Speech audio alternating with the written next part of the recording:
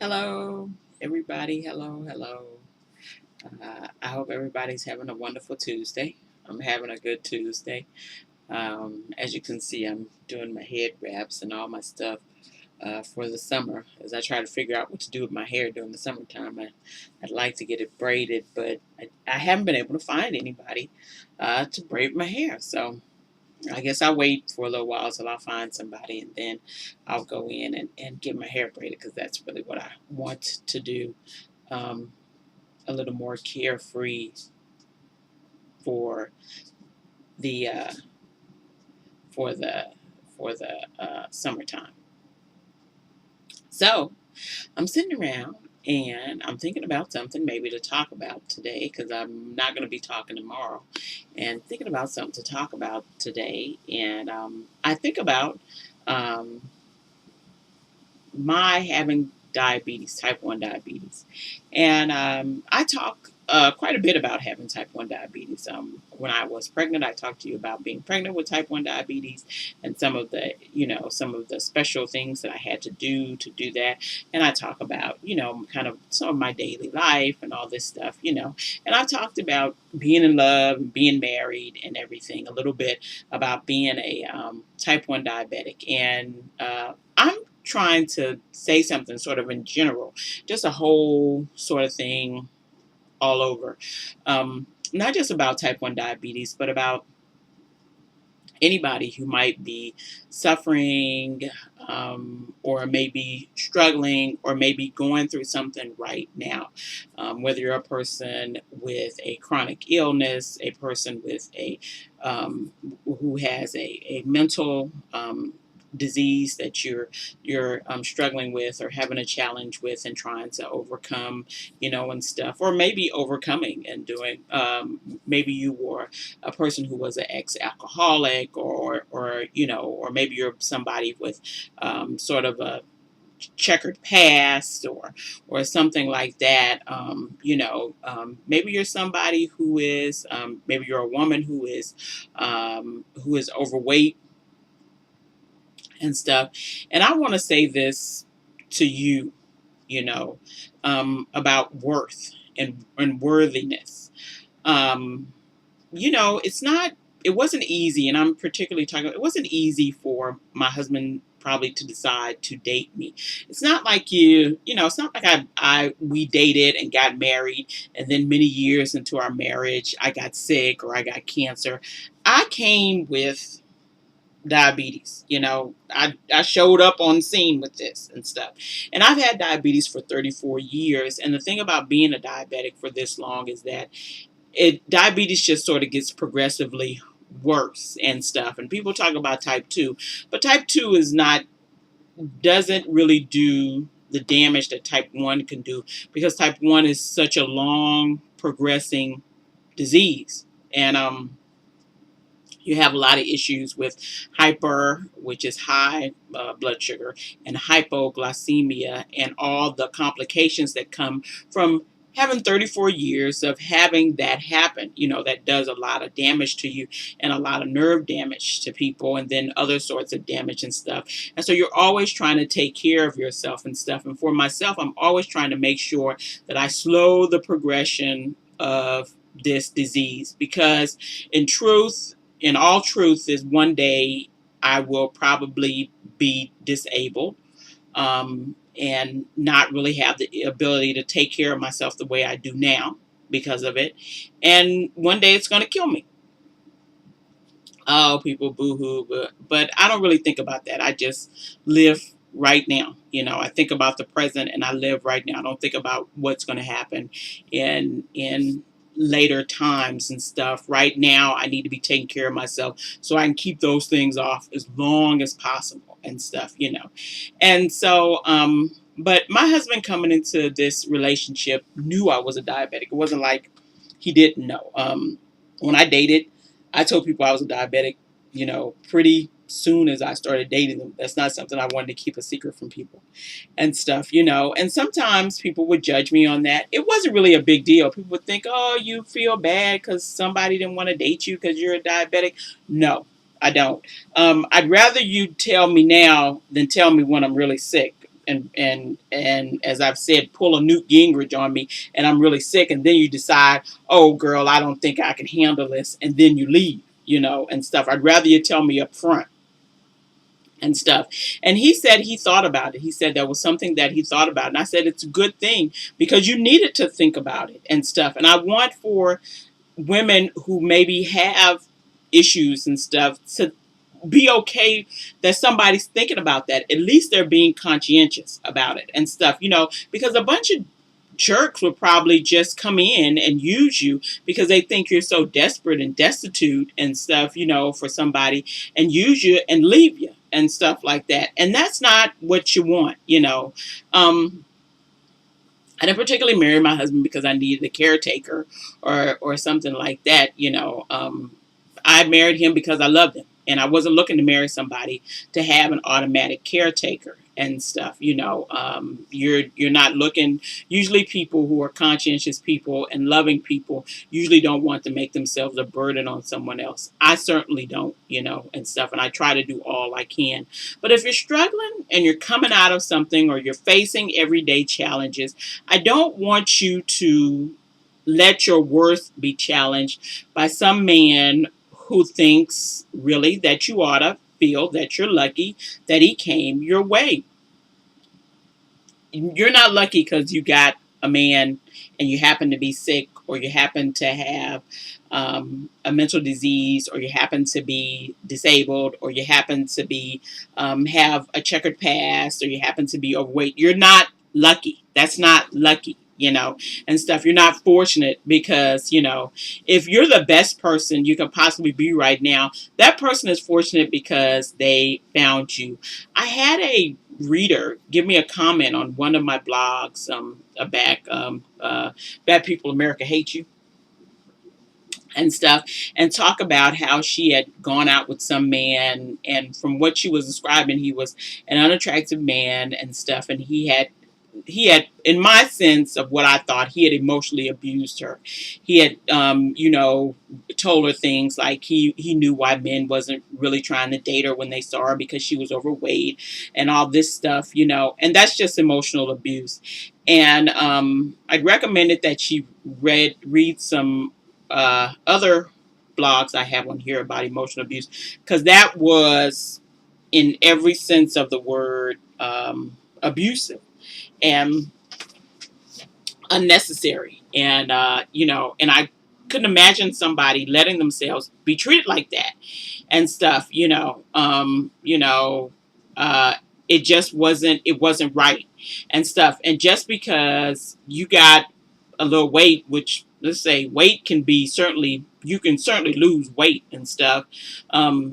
Ugly is forever though. And stuff. But it's come to this point that, if you are a woman with any sort of baggage or any sort of thing happening to you, that you should just feel really lucky because some dipwad comes along and, takes half an interest in you. You shouldn't feel lucky. He should feel lucky. And he shouldn't be a dipwad. He should actually be somebody that's worthy of you and stuff. I know many people want to be in relationships and have relationships with people.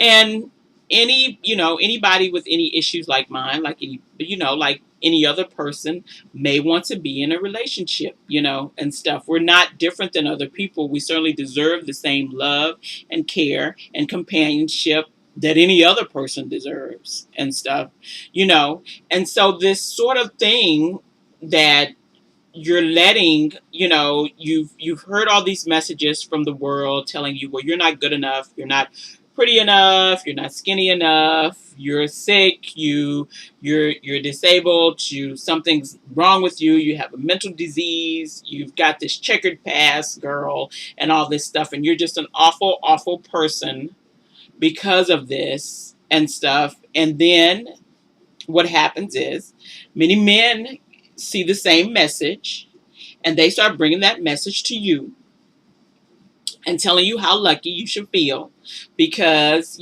some troll has come your way and with no teeth, and smiled at you. I remember a long time ago I had my hair really, really short, really, really short, really, really short to my head, almost very, very short and stuff. I love my hair like that and stuff. I looked really good with short hair like that, and stuff, and I had it really, really short.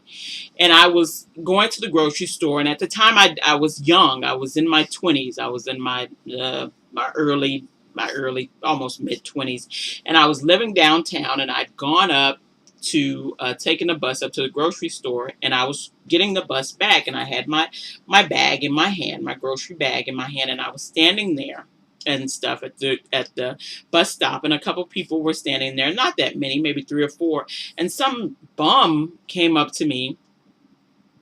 And I mean, I do mean bum. I do mean homeless, homeless person and stuff. And he was drunk, and reeked, and told me how he didn't really like women with hair short like mine. He preferred his women with long hair.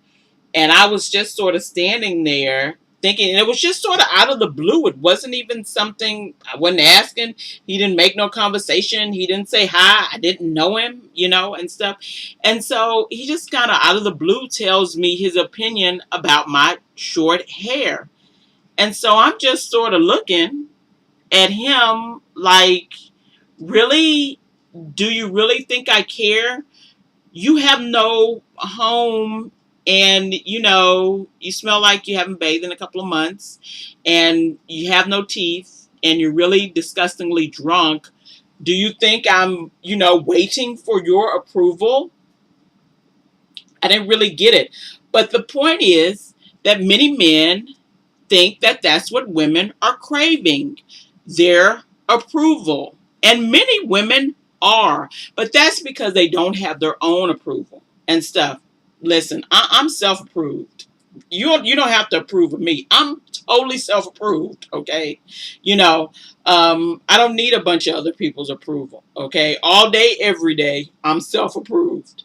And so, I guess he thought that, I don't know, maybe I would run out and get some weed for him. I don't know what he thought and stuff. He was drunk. He probably wasn't thinking at all and stuff. But I thought to myself, the daring of many men, and they do.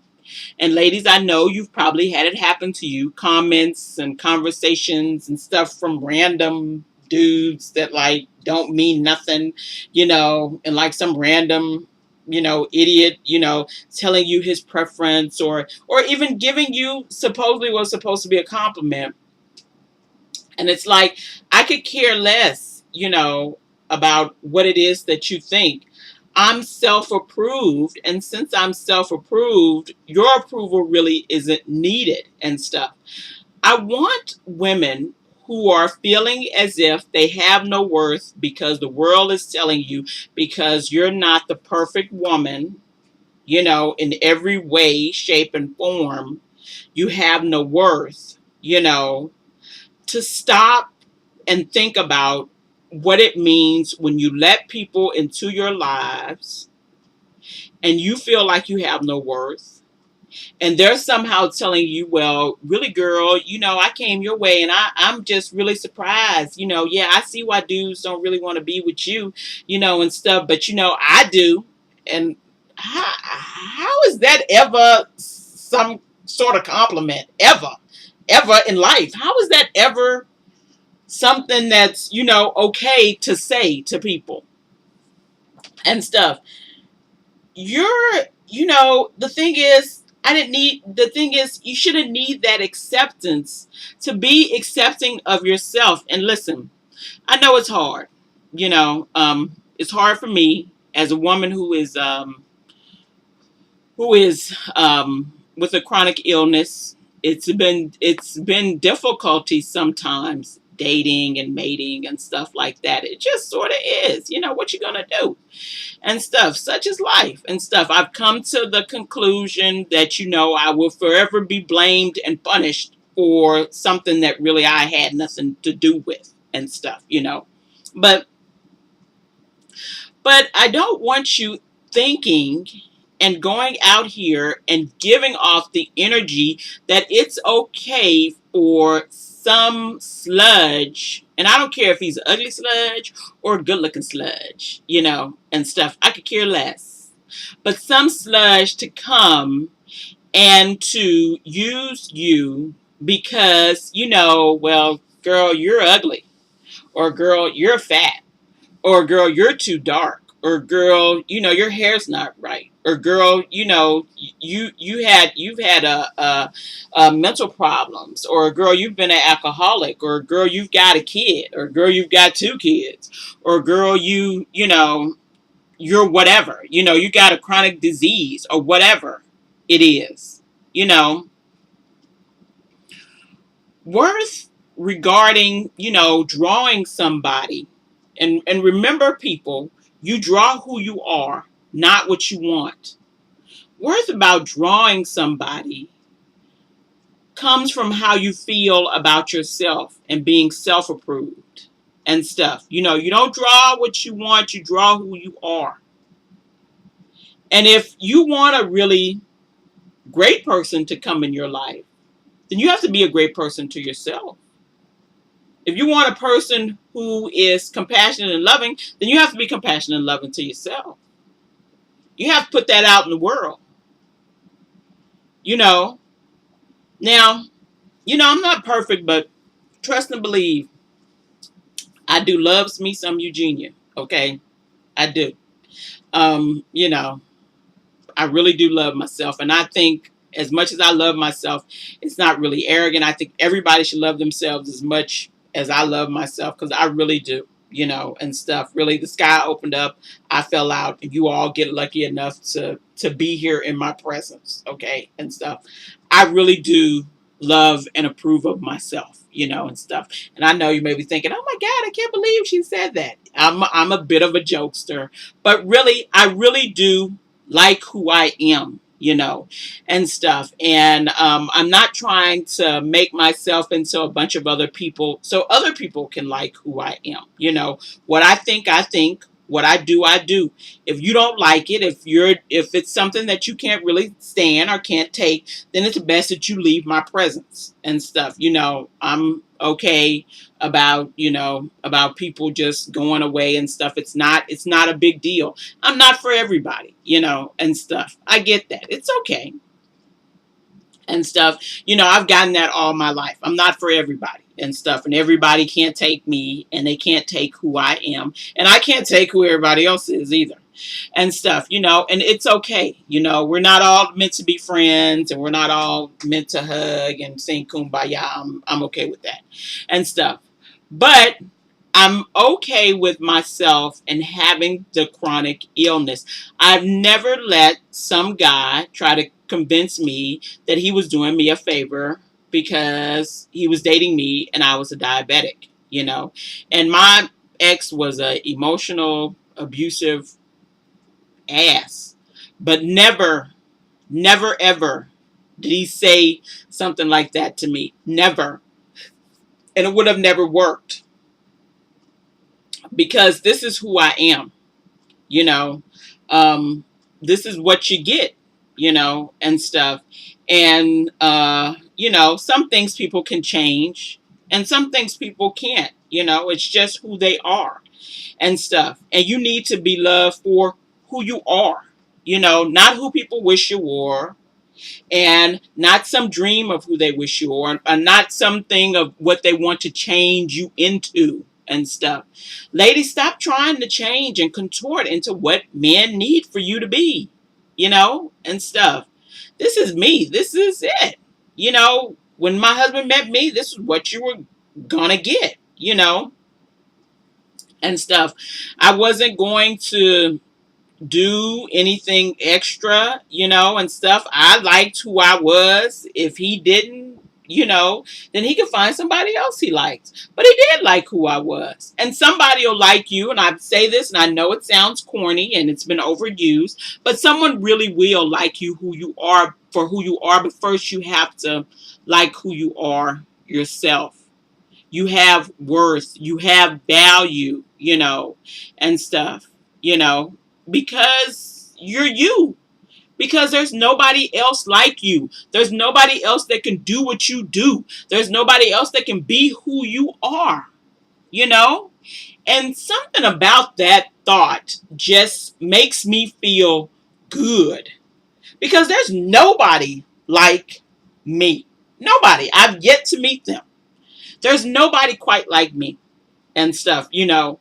And the people who love me love all the crazy sort of idiosyncrasies and all the stuff that is about me. You know, they love my great sarcastic sense of humor. And, you know, people, you know, love that I'm so loving and encouraging. And yes, sometimes, you know, I can, you know, really get on people and be a bit of a perfectionist and stuff and sort of demanding with people, but they're okay with that too. You know, sometimes I'm direct and sometimes, you know, they're okay with that also, you know, but whoever everybody else is in my life, I figure either I'm going to accept them or I'm not. There's not kind of no in between. There's no sort of thing where I'm trying to figure out how to change them into something that I need to be. Either I'm going to accept you for who you are and just work with that, or I'm not. And that's just sort of it, you know, and stuff. And so for you and your worth, I want you to come out and get yourself self-approved. Make sure you approve of yourself first and foremost. You don't need some dude to approve of you. You know, his approval is not going to mean anything, you know, and stuff.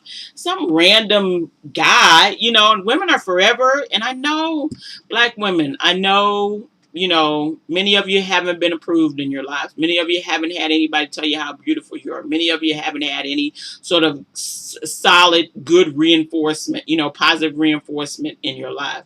I know, I get it and stuff. But that doesn't mean you can't positively reinforce yourself and stuff. And stop looking for a bunch of random dudes to do it. You know, I don't, like I said, I don't bring a bunch of men on here to sort of reinforce and tell me how sexy and beautiful. I care less. My husband, well, first of all, I think I'm sexy and beautiful, but my husband thinks I'm sexy and beautiful. So all the rest of the opinions in the world don't mean anything when he looks at me and tells me how beautiful I am and how much he loves me. A bunch of dudes out in you know, cyberspace telling me how much they love me and thinking I'm sexy and all that stuff. Listen, if you're a woman and you're got somebody and you need a bunch of extra dudes to tell you how wonderful you are, it's some problems in that marriage. Okay, nobody nobody's opinion should really even matter, or you shouldn't be trying to grab for somebody else's opinion, you know, and stuff, when you are supposed to have a good, healthy marriage. That other, what other men are thinking or doing or whatever should matter. I don't, and really tell you, I don't notice other men. I mean, I notice other men, but I don't really, you know, worry about other men. I'm not really worrying about whether or not they're looking at me or trying to think something about me and stuff. The only man I'm worried about is Mr. Berg. And Mr. Berg approves, you know, of me approving of myself. So, you know, we're all good and stuff, you know. So you shouldn't be looking for that. It should first be coming from you, you know. It shouldn't have to come from a whole bunch of people. You shouldn't have to need a whole bunch of folks to tell you, you know, to tell you all that, especially a bunch of random people. I know it means something when it's people you care about. We certainly want that acknowledgement, and I understand that, you know, and stuff. But strangers? Really? Yeah, no. It shouldn't go to those sort of depths. Um you should be feeling okay about yourself and what it is you do and what it is you are. You have worth, you know, and stuff. And everybody has a story. Everybody has a story. Okay, of something that has happened and that they've overcome and that they're going through and that's making them a better person, or bringing something out in them they never knew they had. And you have a story, and it's a story worth telling, and it's a story worth celebrating, you know, and stuff. Stop stop letting people tell you that it's not. Stop letting people, and particularly men, tell you that you're lucky you're lucky they came your way, when it's some dude particularly that, he ought to be lucky somebody spit on him. Really? Dude, whatever. Enough with the narcissistic bastards. Get rid of them. Okay. So I'll talk to you all later. And ladies, feel self-approved. Even for this moment, I certainly approve of who you are and stuff. And we'll see you again. Okay. Bye-bye.